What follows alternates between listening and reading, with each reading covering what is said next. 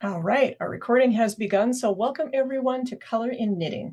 The purpose of our chat today is to look at how colors pair together and how we pick various different colors to put into a project. One of the most challenging things in this day and age of many, many yarns and many, many different types of hand-dyed yarns and many, many projects is how on earth do we take all of those different options and put them into one single garment? So the Astropop Cal is a perfect chance to talk about putting colors together in a super cute sweater. I will admit that being one of the participating stores, I have been working on a store sample of this sweater, and I highly recommend it because the pattern is beautifully written and it's a super fun project, but we do have to combine 3 colors in there. So that's one of the reasons that we're hosting this particular talk today, is because this is part of the lead up to the Astropop Cal. For those who aren't familiar, this is a cal in which Marie Green of Olive Knits does a knit a sweater in 4 days project, and she has been doing this for 9 years now. So the actual cal will kick off on July the 4th, and then you will all be ready with all of the classes and all the things that we are doing in order to get you prepared for it.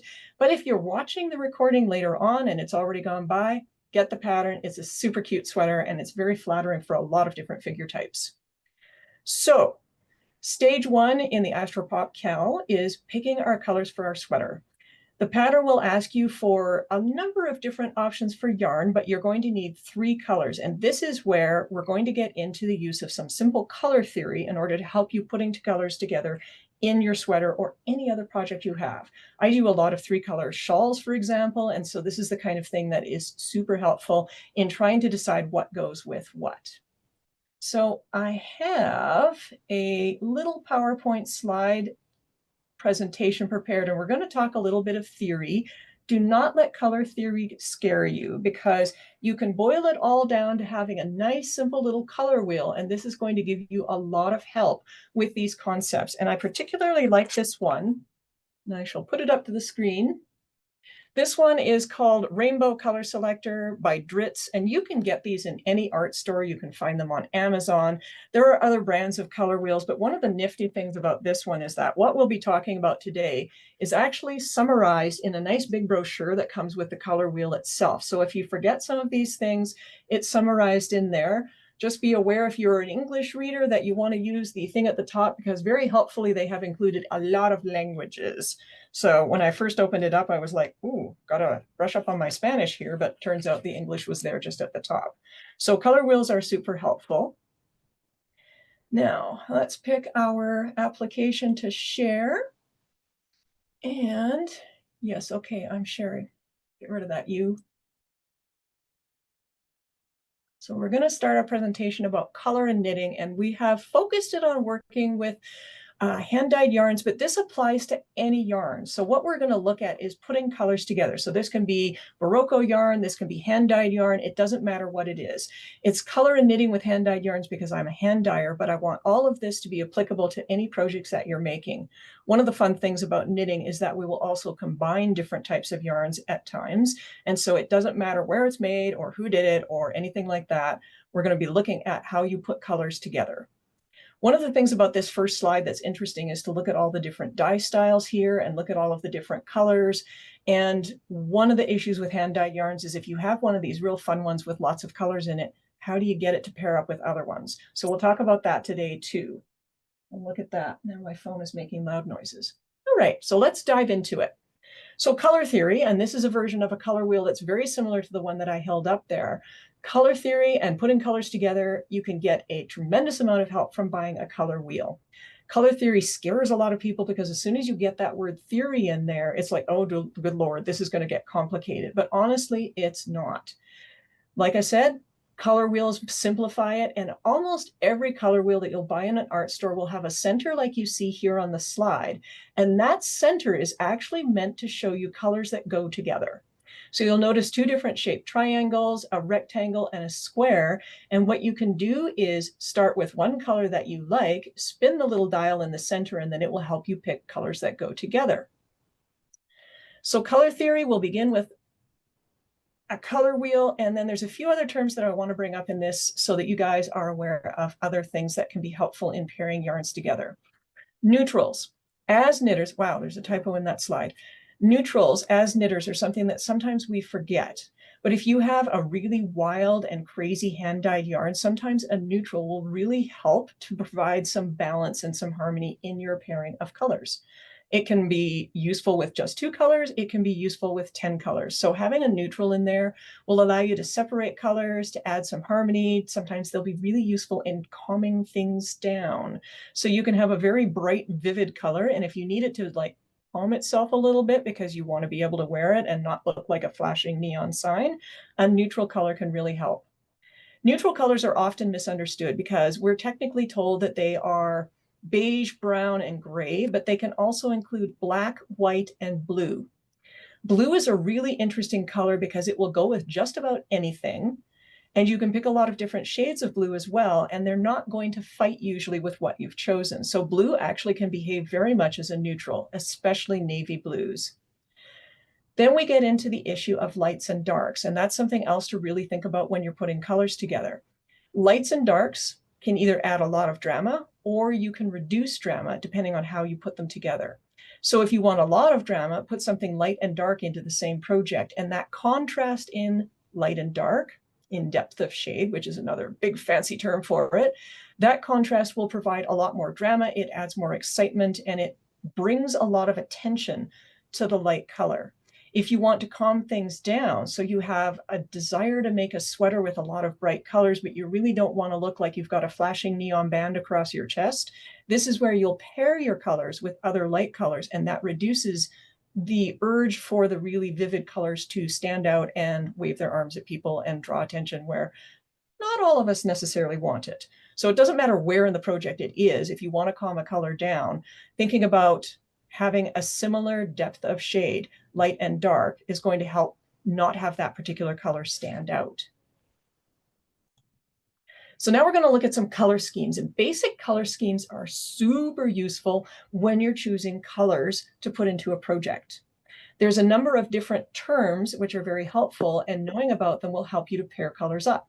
And I say pair, but I'm thinking in terms of, our Astropop sweater with 3. There's lots of projects that use 4. I've seen some that use 7 or 8.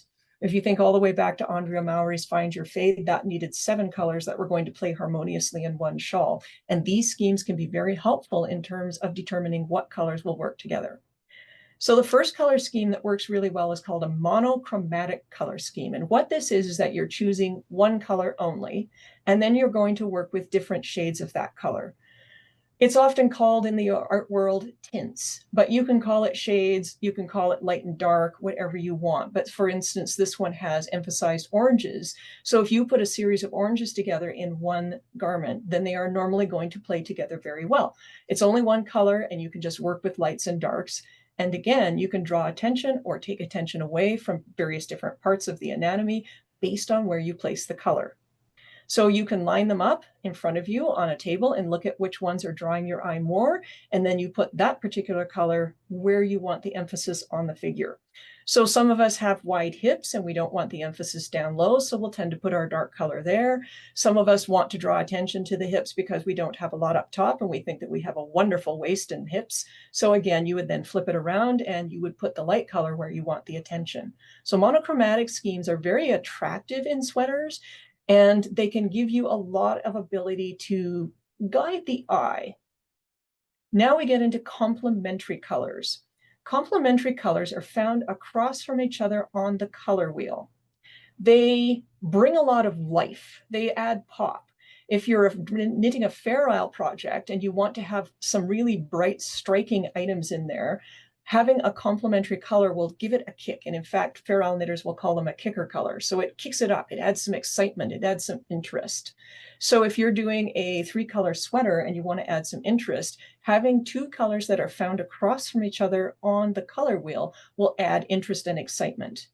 And then you notice that the red and the blue in this particular example on the slide, one of them is a little darker than the other. Well, that bright turquoise is going to add more attention to wherever it's placed in a garment. So complementary colors add excitement and life. They can add brightness too. So they may actually be the same amount of depth of shade. They may be the same light versus dark, but they will still make things appear brighter and more exciting. Analogous colors are super useful. These are colors that are found side by side on the color wheel, and they will always play well with each other. So the example here has 3 different shades of blue, but if you put red, purple, and blue together, they always go together nicely. If you put red, orange, and yellow together, they always play well. If you put green, blue, and purple together, they play well because they're side by side on the color wheel and they're actually related. Fun fact, by the way, purple does not actually exist. If you look at a rainbow, there is no purple in a rainbow because your brain actually takes blues and reds and makes an average of them when you look at them. So purple's kind of fun because it doesn't really exist, and that's one of the reasons why it actually plays so well with blue and red, is that your brain will do an averaging thing and it makes them harmonious no matter how crazy the purple, the blue, or the red in the combination is. A triadic color scheme is super useful for the Astropop T because this is 3 colors. These colors are spaced in a triangle around the color wheel, and they will always play well together, no matter how crazy you might think that that will be. And what it does is it gives it a lot of contrast and it gives a lot of energy. It adds a lot of excitement. It keeps a sweater looking fresh and interesting. If you wanted a more subdued color scheme, you probably wouldn't want a triadic color scheme. What you might do is find a triad you like and then knock one of them out and put a neutral in. And I actually have an analogous color scheme in my sweater that I'm knitting, and I have knocked one of them out and put in something that is a lot more neutral. So I'll show that to you later. So these are all terminologies that will often be summarized on your color wheel so that it's easy to remember, or it'll be in the brochure that comes with it. And these are tools that you can use for choosing colors. When I go into a knitting store and I want to buy yarn for whether it's a knit project or a crocheted project, I will often bring a color wheel with me, or I'll even just have a photo of my color wheel on my phone so that I can then do a little bit of using color theory to do the heavy lifting for me. And when you go into a yarn store and the person is helping you choose colors, chances are they're using exactly the same tools.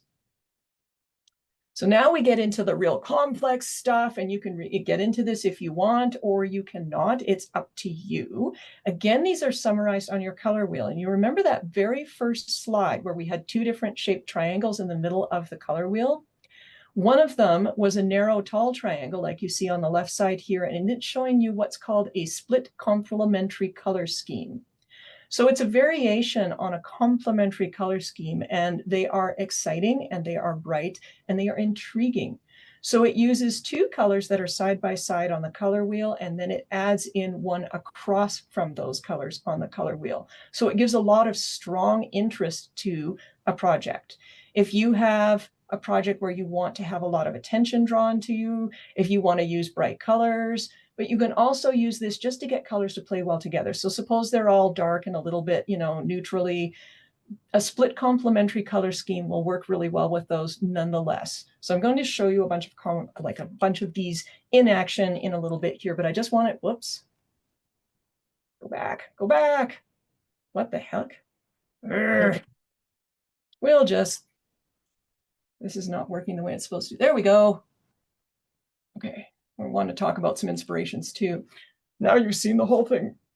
Anyway, so these can be very useful in picking colors, and they don't have to be bright colors, but what they do is just simply give you an idea of what really works together. So if we, in our mind's eye, spun that little triangle and had it on 2 different oranges, one is sort of a mustard orange and one is a brighter orange, across from them is a teal, and that's actually a super pretty color combination. So this is a way to get 3 colors that work together without a neutral. Square color schemes are also really nice because you can get a lot of different colors in them. They do get a little bit more challenging because if you have too much going on in all the same proportions in your project, it can get a bit busy. So when you're putting 4 colors together, this is where you might want to have one be the dominant color in terms of there's more of it. So when you look at a square color scheme, there's that nice dark blue. Maybe you want to have that do the major body of the sweater and the other 3 colors be accent colors. You can do the same with a split complementary color scheme too. And in fact, the Astropop T does this. So the main body of the sweater would be one of those colors, and then the accent color across the chest in the chevrons and the color up by your face are the other 2 colors in the split complementary color scheme. So it's kind of fun how something as reasonable as a nice tea for summer actually uses some pretty sophisticated color theory, but it also shows you that color theory doesn't need to be deeply complex and scary. And again, like I say, you can take part of a split complementary color scheme and drop one of those colors and put a neutral in, and they will still play well together. So if we look at the example there that has orange, purple, and green, if we drop the orange out of that color scheme and paired them up with a neutral like the white or the black, they'll still look really good together. They like each other. Green and purple play together very, very well. It seems anti-intuitive, but they do, and it's based off of how color theory works. So again, using a color wheel, doing some of these things will get you a long way in terms of starting off. One of the problems with these is like, oh my goodness, I'm in a store and there's 450 colors and how on earth do I begin? Usually what I say then is pick your favorite color. Do you like blue? Do you like purple? Do you like green? Do you like red? And then from there, you have a place to begin on your color wheel and choosing colors for your project. So we'll talk a little bit more about that, but that is a really good way to start because I know it can be overwhelming. We do have 450 colors in our studio, and we'll have customers come in and they want to make a sweater and they're like, I have no idea where to start. So you pick your favorite color family, blue, and then from there you could look at the blues in the store, pick one of those, and then you can build on that. So when you're overwhelmed, pick your favorite color because that's the one you're going to be happy to wear.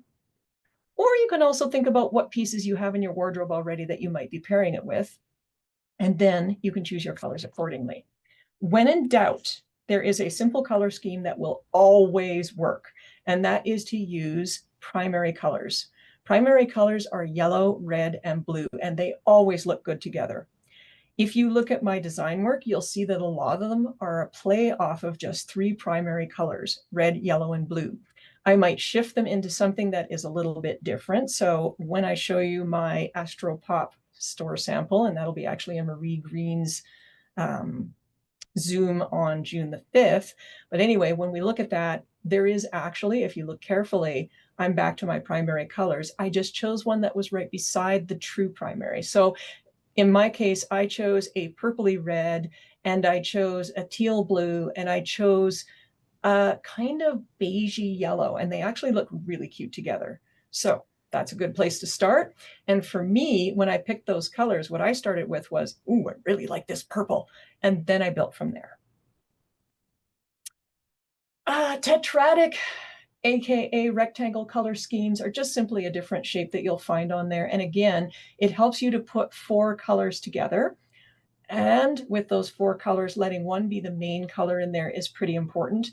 You can do this and you can put all 4 colors in an equal measure. It's just that it gets a bit chaotic sometimes. And if it's a sweater, it can lose some of its impact. So if you have a stripy sweater, for example, then all of the stripes will read as fairly even. And unless you've got something really bright and light, it's not going to stand out so much. Now, warm and cool colors. This is something that's really interesting, and it's something that helps you put colors together and either add drama or reduce drama. In color theory, we most commonly say that cool colors are the blues and greens, and warm colors are the purples, reds, and yellows. Within those categories, you can actually have a warm and a cool blue and a warm and a cool green, and so on. Putting together all warm colors or all cool colors will create harmony. So if you have a series of blues and purples that you want to put together and they all lean to warm or cool, they will just naturally look like they make more sense to your eye. You can change it up and put one that leans towards the warm side with a set of cool colors. And again, I'm going to show you this because it's like, what on earth is she talking about? But you can put those colors together. And if you put a warm color with a couple of cool colors, the warm color is going to create contrast and excitement. So that's something to think about. Do you want to add that in, or do you want to not have that element? So you get cool colors and blues and greens, but you also get warm colors within each of those.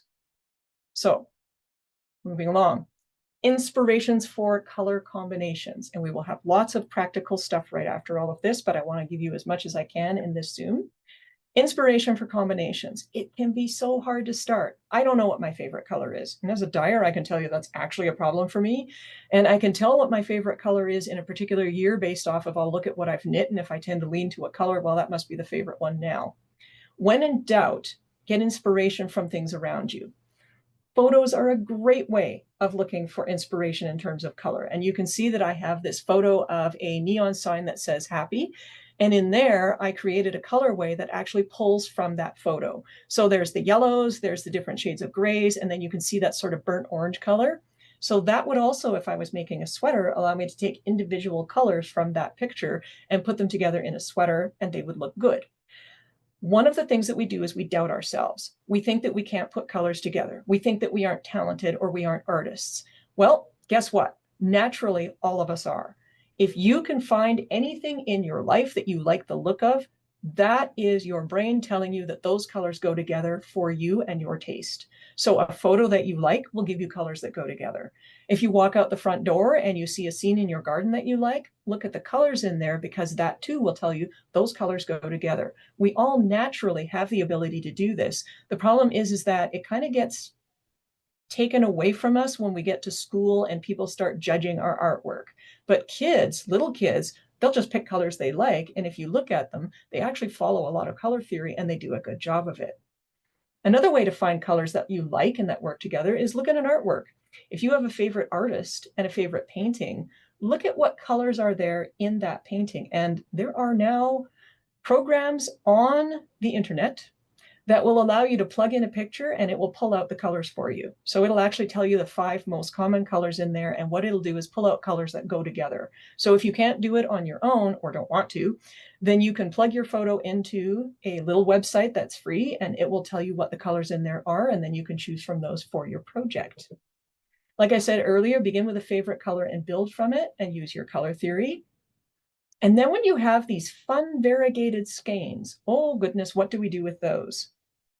Pick one color from your favorite skein, and then you can start working around from that color. So I'm going to show you one later that has a lot of blues and greens and yellows and even some pinks. And we're going to put some colors that work with it, together with it, based off of choosing one color in there. If you are putting a whole lot of hand-dyed busy skeins together, you can do a few things to make them make sense. And so this was Andrea Maury's Find Your Fade was perfect for this.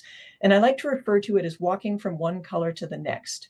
So if you start off with a skein that has a whole bunch of variegated blues and greens and pinks in it, the next skein should have a color from the first skein in it. So as long as you have a blue, a green, or a pink in the next skein, your eye will understand that there's something that flows through. And so you want to do this with each skein in turn. So you will walk through a series of colors. Or what you can do is choose a series of skeins that will have one color present in all of them. In both those situations, the skeins make more sense together because your eye will pick up on that sense of flow and it's not going to slow you down and stop you. Now on this slide, you'll also see there's an online website that you can use to choose color sets. So just in case you can't find it, go to www.sessions.edu/color-calculator. Notice that it's spelled in the American spelling for color, not the Canadian. It's really common that when I give this lecture to Canadians, they're like, I can't find it. And I'm like, yeah, we spell it different. So www.sessions.edu/color-calculator. Super fun, and you can plug a lot of stuff in there. The other thing you can do with that site is that you can say, okay, I like this shade of turquoise. What do I put with it? And it will do the heavy lifting for you. So inspirations can come from a lot of places. When I'm looking at my photo of happy here, I could change the way that those colors play together too by putting something else with them. So if you think about those gray and gold skeins in the middle, if I put something dark blue with them, that's going to really make them pop. And one of the things that I like to do with our color of the month is that I'll give you 3 complementary colors. And each time that we do that, we will photograph the busy color with one of those complementary colors, which will be a semi-solid. And you'll notice that it will change the way the main color looks, or it will draw something in particular out on the main color. So that's something that's really interesting, is just look at pairings together, and then you can start adding colors. So with my gold and gray skeins, I could add in a dark blue. That actually is following our primaries of yellow and blue. And if I added in a red, that would be super interesting. And you're going to see that as being harmonious. You could add a really light pink, which will still fall within the reds, or you could add a really dark red that's almost a black. It all depends on what level of drama you want. But this is, again, the very simple use of color theory, picking up on one color in the skein and going from there. More inspirations. go and look at the inspiration photo that the dyer might have used for a busy skein. And you'll see this one, this was one of our colors of the month that was inspired by these tulips.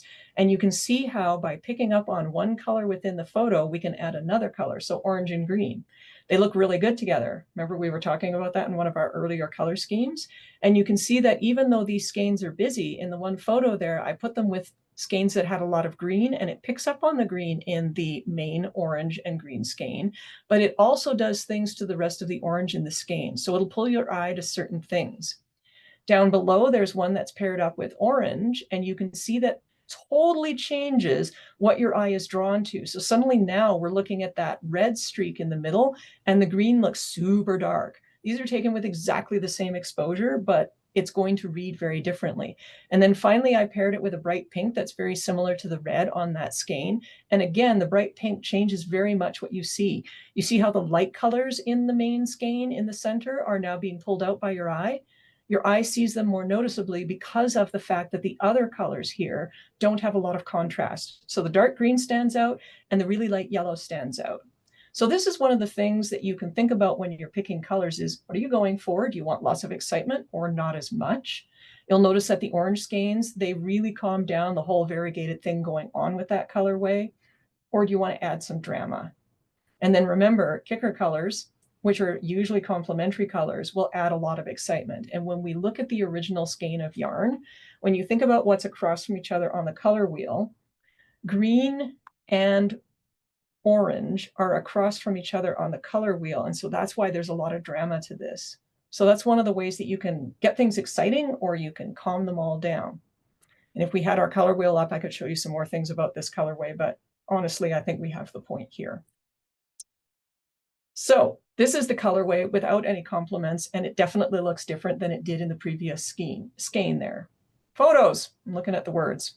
One of the things that I'm pointing out in this particular slide is that when you're putting something in a sweater, if you have a colorway that has a very distinct section of color that's longer than an inch or two, it's going to pool.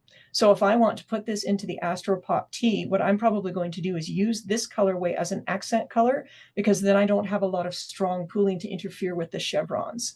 And when I'm going to put colors with it, I'm going to make sure that they're quite different from what's in that variegated skein, so that you can still see the chevrons with their alternating rows of color.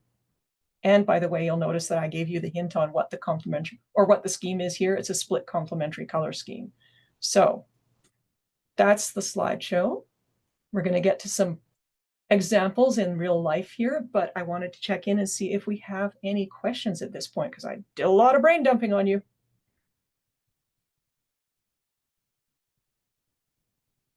So if we don't, that's just fine. You can always ask them later. And by the way, one of the things is you can always send an email to us, and I will happily be willing to answer the questions later on, because I know myself, sometimes I get out of a class and then I think of a question.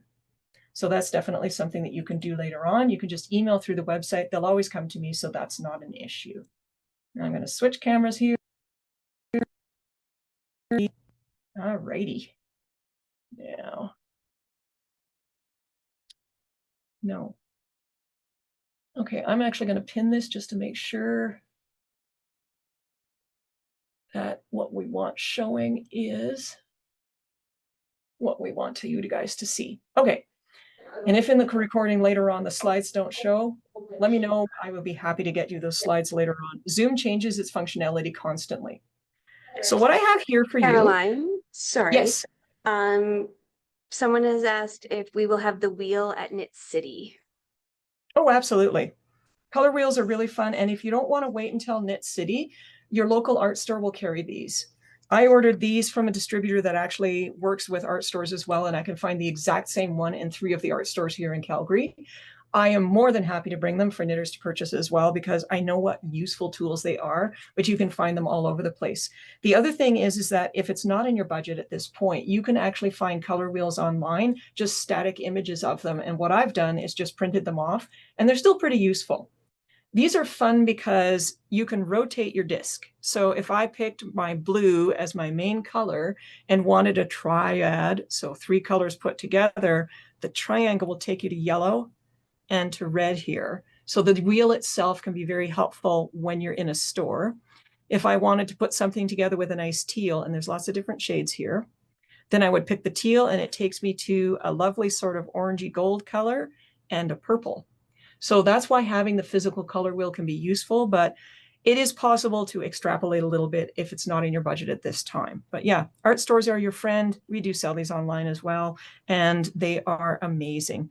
And then you can see on the back of this one, there's a lot of like little summarized bits of information that will help you with details. There's a different brand, which was the one that I had in the slide, and that one summarizes a lot about neutrals and things like that as well, which is kind of fun. So I have a lot of mini skeins here, and this is because I wanted to really give you a good look at what warm and cool colors are. Because within each color itself, we can have warm and we can have cool. So we're going to go through these to show you how that works. So when we look at these two golds, you'll notice how one of them catches the eye more and the other one less. Cool colors tend to catch the eye less than warm colors. So if you are a knitter who is going to be wearing your sweater into a more professional environment and you do not want your sweater to leap off your body and go, look at me, if you pick cool colors, it's not going to draw the eye as strongly. The actual amount of dye on these two skeins is the same, but this one is cool. What causes it to be cool? In yellows, if there's some red in the color, then that makes it warm. Red heats it up. Think of it like a fire. And if there's some blue in the color like this one, then it cools it down. So this skein is going to be happier to pair up with a blue than this one. This one is going to be like, oh, I'm going to get wild and crazy with that them thar blue. And it's not going to go quite in the same way. So if we put this blue and this yellow together, you notice there's lots of drama. If we put this blue and this yellow together, you see how there's less drama. And it's not just because of this one appearing to be lighter, it's the warm and the cool element there. So this is how we're going to be playing with cools and warms in terms of the garments that we are making. So let's look at a couple of pinks. And again, technically, there's the same amount of dye in here.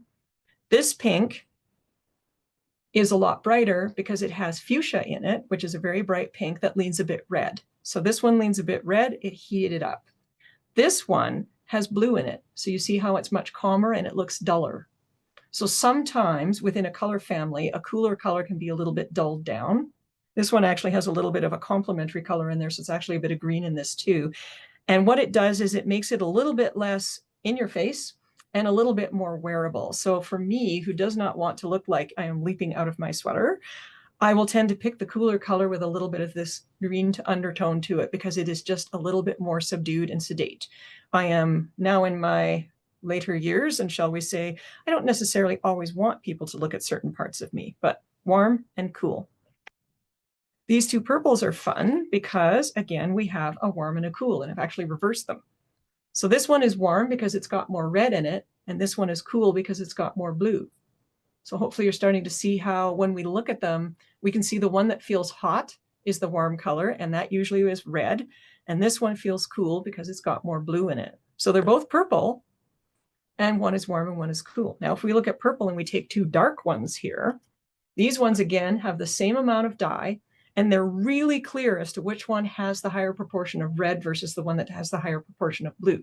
So this one is Kismet, and it is a warm purple. It is a red purple. So it's often called a red purple. And when we look at our color wheel here, these are the red purples. These are in the middle, and these are the blue purples. So it's almost completely blue. There's a little bit of red in this one here. And you see the difference in these as you look at them in terms of the amount of color. And I'm just tilting it a bit because sometimes the reflection on the screen that you see is different. So red purple, blue purple, just a tiny bit of red in this. So in these, cool purple, warm purple. If I want my purples to be harmonious, then I will put my cool purples together. So here's my cool purples. And you see how they don't look like there's anything too wild and crazy going on? And if I want to put my warm purples together, I can put these two together and they make sense. And then I can also put a warm pink with them, and they all seem to harmonize with each other, and they actually do because of what's in the color. So with these guys, if I put my cooler pink in there, again, they harmonize, they look like they make sense. If I did this, you see how that pink stands out and goes, holy smokes. So that's when you put a warm color with cool colors, the warm color is going to stand out. Conversely, with our warm ones, if we put a cool pink, see how that suddenly changes the whole way it looks? And you're like, what's going on here? It actually kind of calms down the purple beside it, and it it's not as smooth a gradient as when you do this. It interrupts the eye. So while this is very intense, and trust me, in person, it's pretty wild, this one will behave differently just because it's cool. So it calms down the purple next to it, and there's a little subtle, almost feeling of disharmony going on there. And that, again, creates that excitement that sometimes we're looking for in a garment. So moving on from purples, greens can do the same thing. Yep. Sorry, we just have a question here. Do you know of any sites that will give you names for different colors? So if someone was to put in an image or type in a actual name of a color, and then it might give you back something like a color name, so navy blue or something like that? You know, that's not something that I've needed to do in the past, but I know that a lot of these sites where you plug in an image and it gives you colors pulled out, it will name the colors, some of them.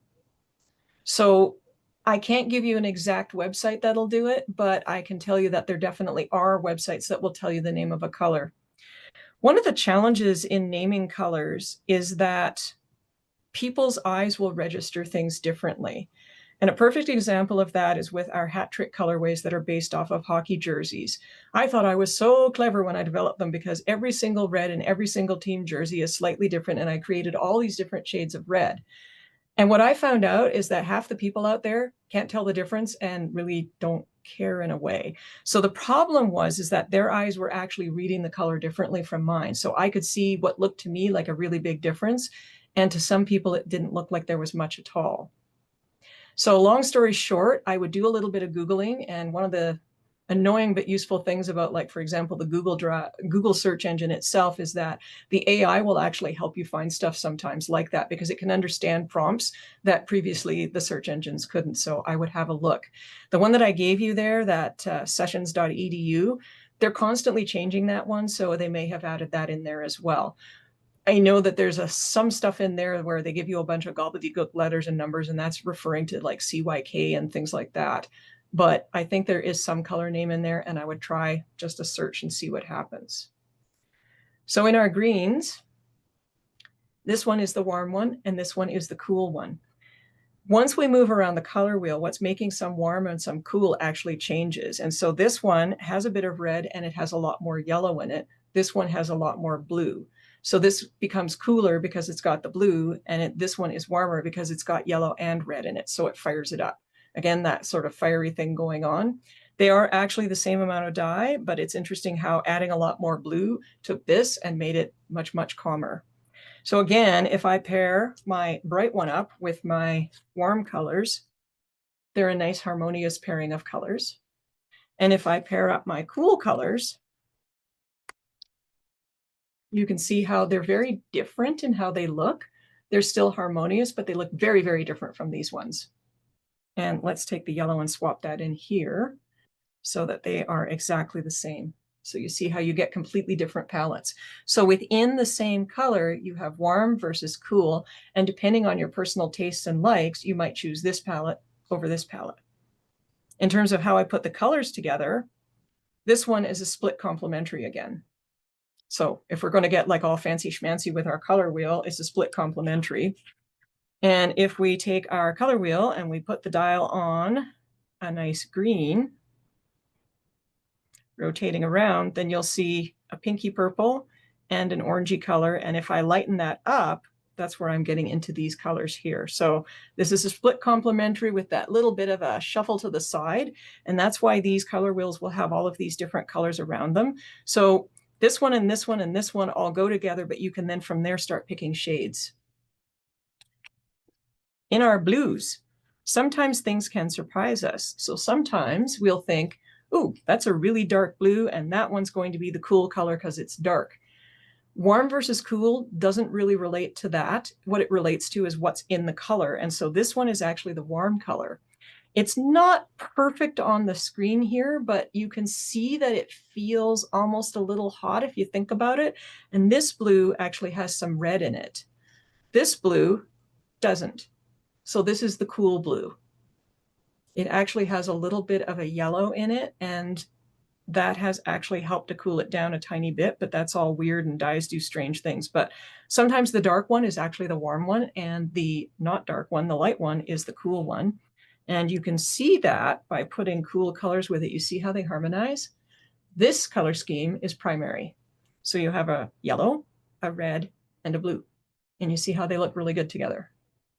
You can play it up and change it out. And, if we want to go with a primary color scheme with the warm colors, see how much more vivid and intense that is? And again, it's not totally a factor of lights and darks. It's a factor of warms versus cools. If we wanted to add a little bit of a difference to this one, we could play with putting a cool color in there. And now do you see how all of a sudden the color on both sides of that cool color pop? So when you're choosing colors for a project, and again, you want to draw attention to an area and not from another area, this is one of the little tricks that you can use. So very fun to play with those.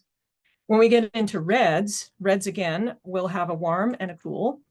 What makes them warm and cool is that a red with a lot of blue in it is cool, and a red with some yellow in it is going to be warm. So this one actually has quite a bit of yellow in it, and it almost leans into the orange. But this one's a very dramatic example of how a difference in the amount of blue within a red will make a change in the shade and whether it's warm or cool. You can pair a warm blue with a cool red. They can be quite dramatic together. So that's really pretty. If you pair the two warm colors together, again, you've got lots of drama, and you notice how the blue actually even got more exciting because you've got this heat coming from the two warm colors. And then when we get into oranges, if there's lots of red in the orange, then it's going to be a warm orange. And if there's blue in the orange, then look at what it does to it. It really dulls it down, and this is a cool orange. So again, if I want to put together some colors where I think they're going to harmonize, I will put together, here's 4 nice cool colors, and they talk together very well.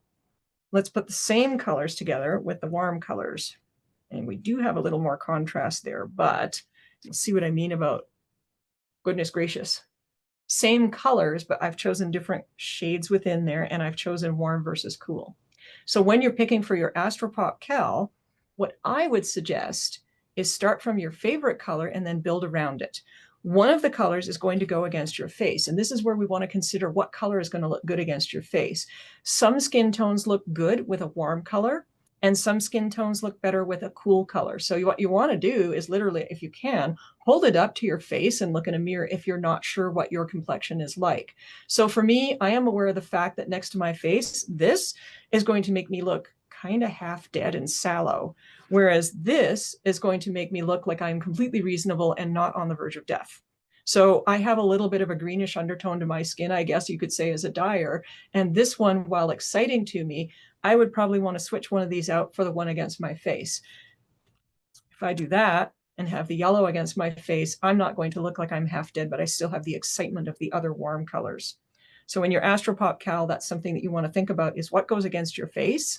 That could be your favorite color. And there's a lot of examples, including the original tea itself, that has like white or neutral against the face. And you can absolutely do that.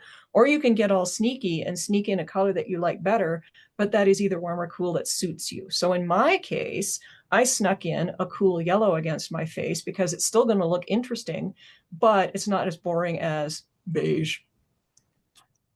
So neutral colors themselves can also be warm or cool. So we have here 2 different charcoals.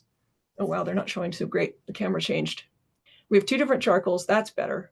The one on the left is cool. It has blue in it. The one on the right is warm because it has some red in it. So you can have charcoal colors that look quite different just based on whether they're warm or cool. So this one will add a lot of contrast to my warm colors, and it will cause them to continue to pop without taking away from them.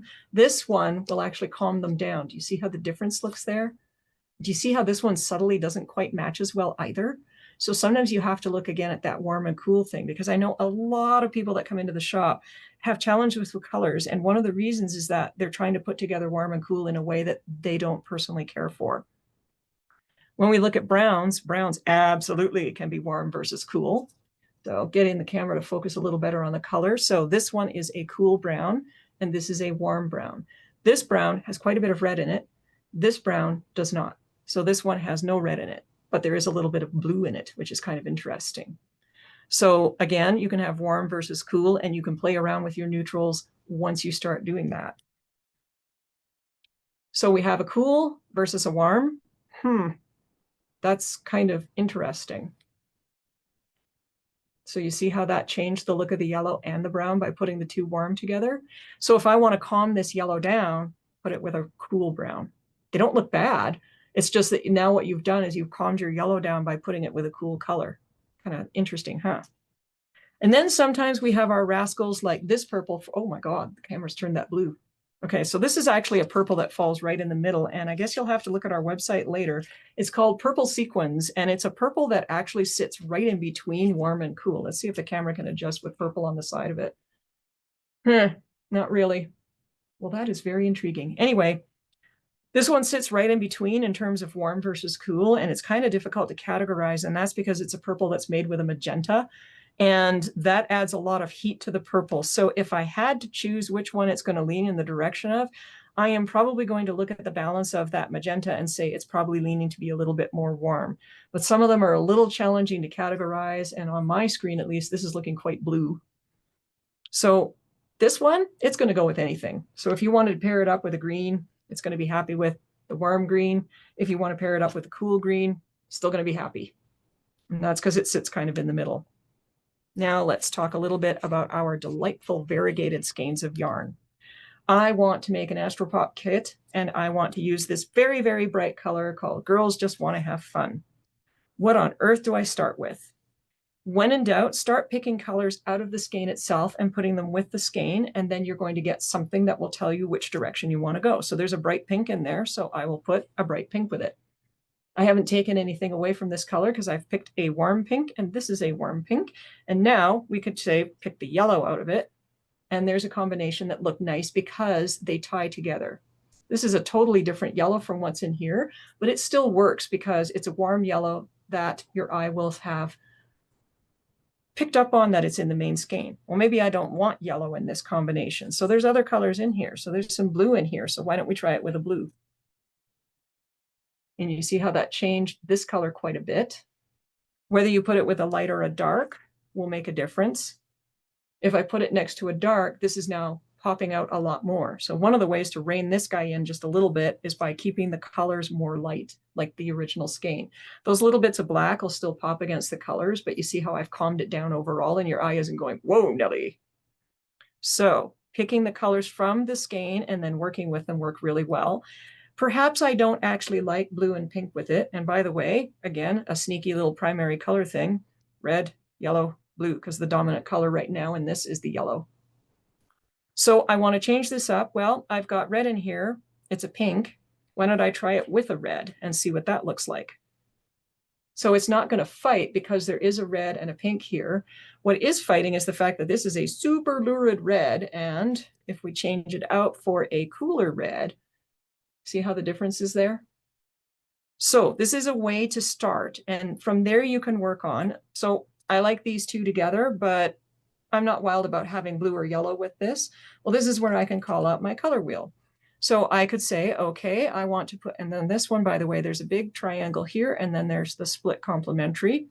If I want to put my dial on the red and pick two colors that are not primary, because I tell you with the big one, it'll just give you yellow and blue.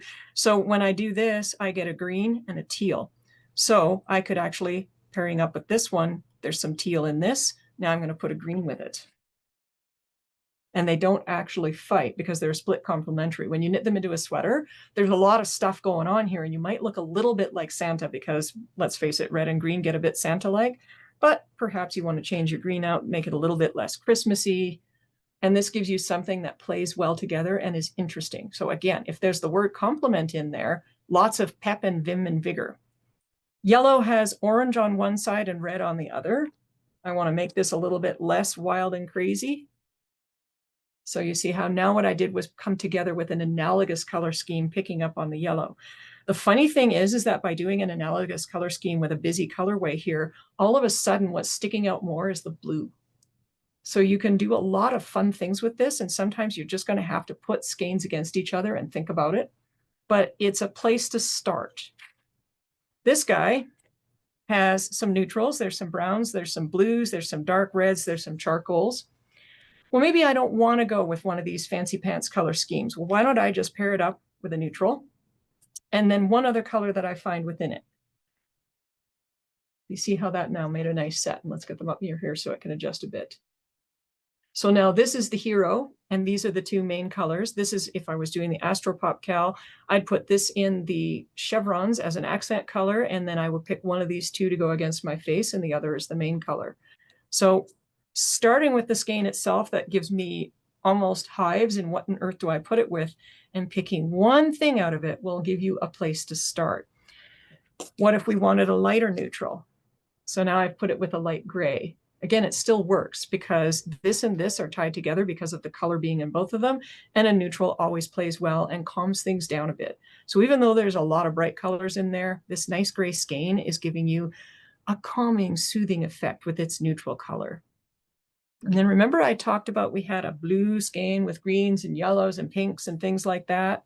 Pink is kind of twisted inside the skein, but there's some here. If I was pairing this up, what would I do with it? If I want it to be on its own to stand out, I'm going to look for contrast. And there's lots of lights and darks on this skein, so I need something that contrasts.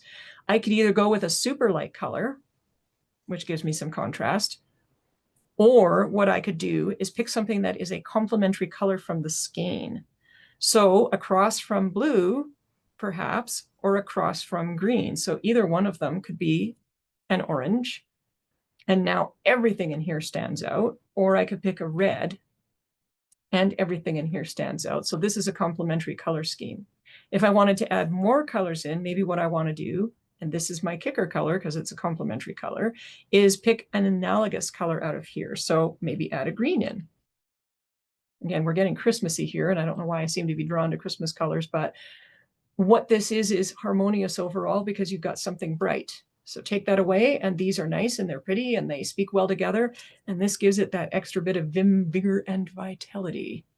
If you were working with 4 colors, I would pull another color out of this skein. So perhaps we would put in a yellow. And it changes the combination. Here's your wild and crazy guy. We don't want it to be quite so wild and crazy. Then we can take that out and go with colors that still tie to this. These are warm. Maybe we don't want it to be quite so enthusiastic. So why don't we try putting our cool colors on there? And you see how now this is more sedate. It also allowed this main color to do a little bit more talking because cool colors tend to draw the eye a little less. So this one pops. So, Caroline, can we get the name of that colorway as well? This one? Yes. That's Blue Poppy. And it's hiding most of its pink inside the skein because it actually has quite a bit of pink. And I love this one because my mother used to try and grow blue poppies, and it took her 10 years before she got one to live, and then she was ecstatic. So whenever I dye this one, I think of Mom and her stupid poppies. Thank you so much. You're so welcome. Alrighty, so I have thrown tons of things at you, and we're getting to the end of the hour. So here's where I want to give you a chance to ask any questions you might have. Whoops, that's not what I meant to do. Slowly we get the camera to behave. And I'm going to remove the spotlight from me because if any of you are asking questions, I will be able to see you. Isn't that nifty?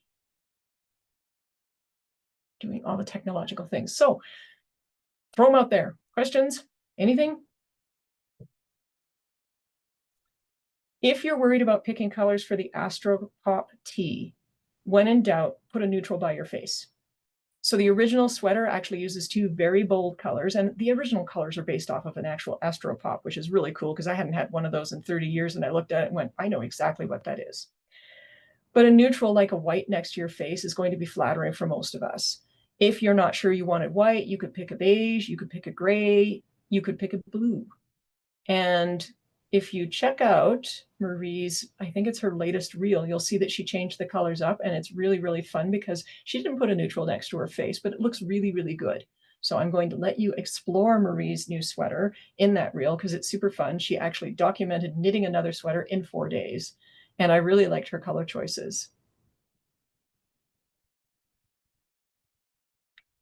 Color theory, by the way, also doesn't come all at once. You now have some tools, and if you're not comfortable with it, build on it. So we got a great question here. I have a summer in Monaco in Nettlesoft and wondering what to pair it with. So summer in Monaco is a pretty wild and crazy color. And it's inspired by a painting done by Monet. And Monet used to go down to the seashore and do seascapes, believe it or not. But Monet had a different idea of what constituted colors. So the main colors in Monet's painting are orange, green, and blue. Surprisingly familiar when we look at our little color wheel because you'll find it directly on there. Monet did a lot of playing with color theory. So what you could do is go back to your color wheel and you could pick something that would be a color that you pull out of a summer in Monaco. So if you paired it up with a green, because green and red are across from the color wheel and orange is right next to it, what that's going to do is really kick it up. It's going to make all of those oranges be very bright. If you pair it with a blue, same thing, the oranges will be bright, but it's going to really harmonize with the blues and the greens and the yellows in there. So pick a color from a summer in Monaco and then work from there. The other thing that you could do is colors sometimes in the skein can be a little bit hard to figure out what is going to be the dominant color in a colorway. If you wind it into a ball, then you'll kind of get a feel for what the main overriding color is. And then from there, you can choose a color based off of your color wheel to put with it. So that's not terribly helpful in one way, but I know with a summer in Monaco, it would look super cute paired with a pale yellow. It looks really vivid and gorgeous with a neutral gray. I really like it with blues because that really brings out the yellows, the oranges, and the greens. You can put it with multiple colors, of course, but it all depends on what you're making and just exactly what kind of like pop versus not pop that you want. Honestly, our social media can be really handy because when you look at every single month where I put out the color of the month, and you can just skim through to the beginning of the month in each case, there'll always be color pairings there, and look at what they do to the skeins. And we've had colors that are quite similar to a summer in Monaco. Otherwise, you can always contact me and I will send you some photos of different pairings because it can be hard on the internet to put them together. So that's something too, by the way, whenever you're buying yarn online and you're not sure about how they play together, a store or a hand dyer should be willing to send you a photo of them right beside each other so that you can really get a feel for them. So that's something you can always ask for too.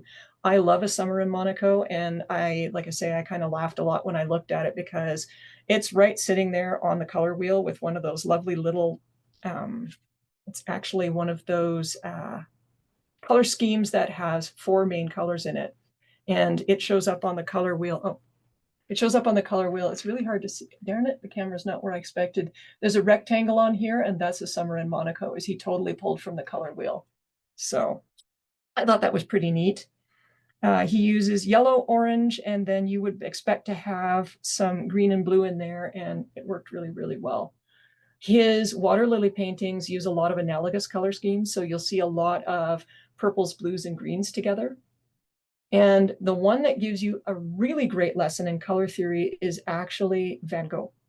So he used a ton of complementary colors. And one of the reasons why his paintings have this excitement to them, it's not just his really interesting brushwork, but if you look, every single one of them will be a lesson in basic complementary colors. So if he has a lot of blues, there's going to be orange in there.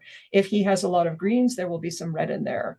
Starry Night is actually really interesting. Go and look at the painting again and look for the color across from the color wheel in the dominant colors in the painting, and you will absolutely find it in there. I just think it's so interesting. You'll find a little bit of orange in there with the dominant blues. He did a lot of that with his sunflowers. Look in the shadows and things, and you'll end up seeing he's got all these oranges in the sunflowers, and then you'll find green in the shadows, or of course the leaves. There's one of them that's really famous. It's a restaurant street scene, and you're going to find red and green in there. Really, really interesting on how he was doing that. So when in doubt, work from a painting. And sorry, I'm just checking the chat here. Again, this is a lot of information. Normally this is a 2-hour class where you have a little bit more time to digest, but feel free to contact us later. We love getting questions, and all of us have a lot of experience in putting color together, and that's what we're here for. So when you go on to your Astropop E, This is going to be a lot of fun. Make sure to join Marie Green's session on June the 5th. You will get the link through our website, and it is there on the page. All you got to do is click on from the main page the link to the landing page for the Astropop Tea, and the link is right there.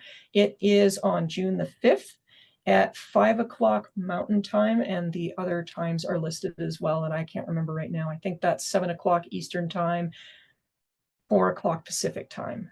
And Marie would really like to see you there, and I think it's going to be super interesting. I've joined her presentations like this before, and well worth the attending.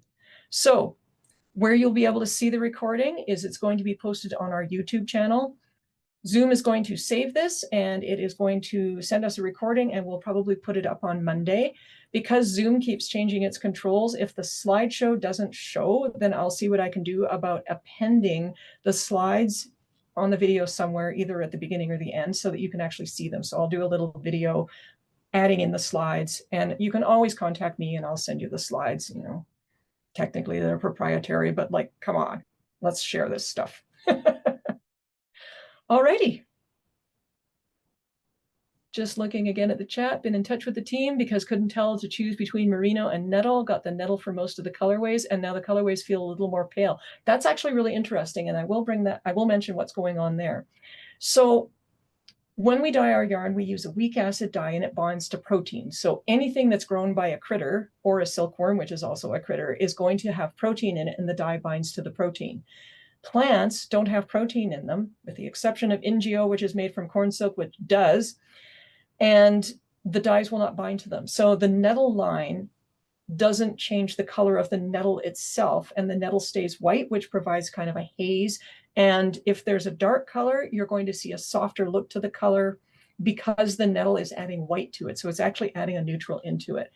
If you find that you don't like the way the colors look on the nettle, you can always exchange it. If you want to calm down some Socknado colors, actually nettle can be a great way to do it, because even if you pick a warm color, that soft neutral haze that's over the color because of that nettle in the yarn will give you almost as if it was a cool color with a warm color type of effect. And yes, the two bases can be mixed. They're actually a lot of fun together, and you can get brighter colors by putting color pops of Socknado in there. I quite enjoy doing that. I'll often mix them together, and they have the same yardage, and you can do the same thing with Lasco Fine. So they all have the same yardage. They're all kind of interchangeable. They will all give you different effects. The only thing I'll mention about Lasco Fine, it does not do good cables. Wrong yarn structure for that, but it's great for color work. Will the session on the 5th be available after? You'll be at work at 4. I'm not sure. I will find out about that, and what I'll do is I will put it up in a post, or I'll put something on our webpage so that we can have the answer there for you, because to be honest, it never occurred to me to ask that, which when retrospect was kind of dumb. Anyway, if you need to do more thinking about your Astropop teas, we have lots of lovely kits set up where we did play a lot with color. And again, you can always do a consultation on colors. So you say, hey, I really like your whatever color it is. What can I put with that? We'll help you pick. So with that, is there any other questions before we go? Would the nettle soft and the merino of a certain colorway work well together? Yeah, that can be a lot of fun.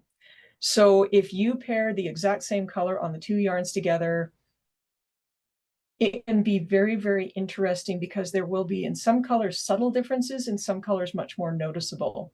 So for example, black cherry, it's dark on both yarns, but the color is brighter when it comes to Socknado, because it doesn't have that white haze over it. So the two together look really pretty.